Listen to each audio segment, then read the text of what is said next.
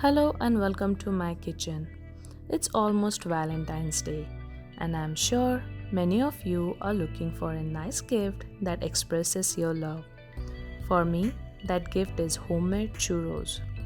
So today, I will be showing you how to make these delicious and loving treats.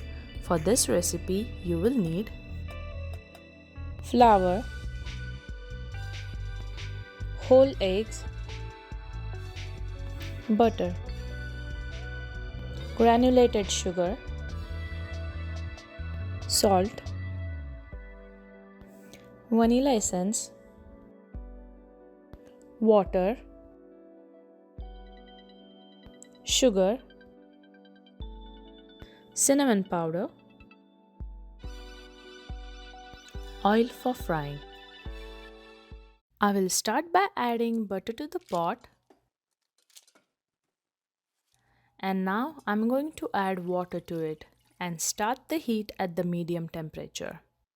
Now to this I'm going to add salt and a sugar.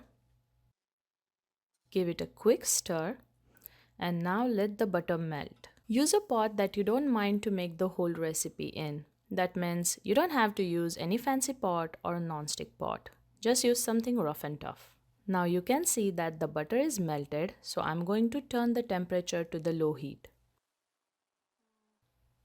Going to add some vanilla to it. Give it a quick stir. And time to add flour. Now you have to be real quick when you add flour. Start stirring it immediately, otherwise it can turn into a lump and you don't want that.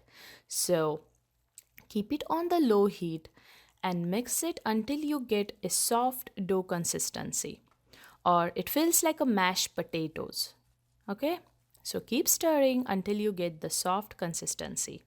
When you get that consistency, turn off the heat and keep the dough aside for 5 to 6 minutes. Time to add eggs. We are going to add one at a time, mix it good, and then add the second one. I like to break the eggs into a separate bowl before adding it to the main bowl.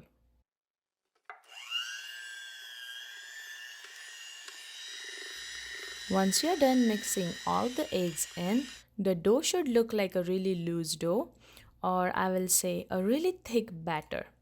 So now it's ready to go into a piping bag. Now you will need a piping bag and a star nozzle. You can use a closed star or an open star, whichever is available. Now I'm going to use a long jar to hold a piping bag so that it is easier to fill in the batter. Fill up the batter only till the piping bag is half full. You don't want to overfill it. If you don't want any particular shape for your churros, you can just directly start piping this into a hot oil with the help of scissors. For the heart-shaped churros, I'm using cardboard cutting to outline the hearts on a butter paper. Now I'm going to stick this butter paper to the pan with the help of churro batter so that it doesn't move.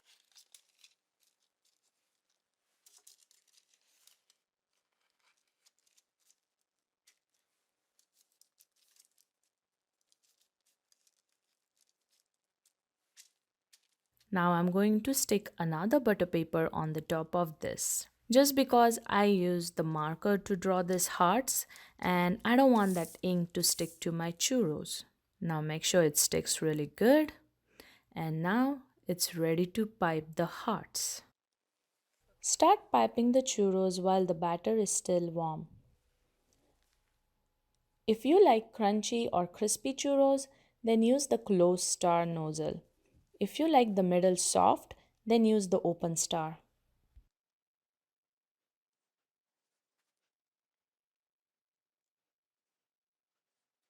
Once you are done piping the churros, put it in the freezer for 10 to 15 minutes so that it holds its heart shape. Now you can also make this in advance and leave it in the freezer until you are ready to use. While our churros are in the freezer, let's get the sugar mixture ready. I'm using red color sugar. To this, I'm going to add cinnamon powder. Add according to your taste. Now you don't have to use the red color sugar. You can use any regular castor sugar. I'm using red because of the Valentine theme. After a few minutes, take out the churros from the freezer and start separating from the butter paper. If they're still sticking it to the butter paper, that means they need to stay in the freezer for a little longer. Once they are all separated, they are ready to fry. Fry the churros until they get golden brown. I'm using 350 Fahrenheit temperature.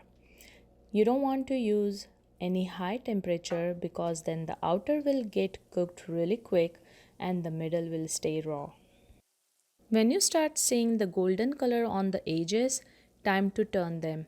I'm using the satay stick to turn them. You can also use chopsticks. Roll the churros in a sugar mixture while they are still hot. It helps to stick the sugar easy.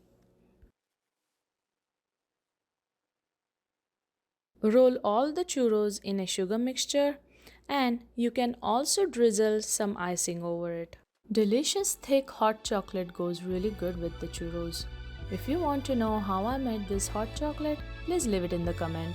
Surprise your Valentine with this heart-shaped churros and let me know how they like it. I hope you enjoyed this recipe. Don't forget to share, like and subscribe. Thank you for watching and I will see you next time. Bye.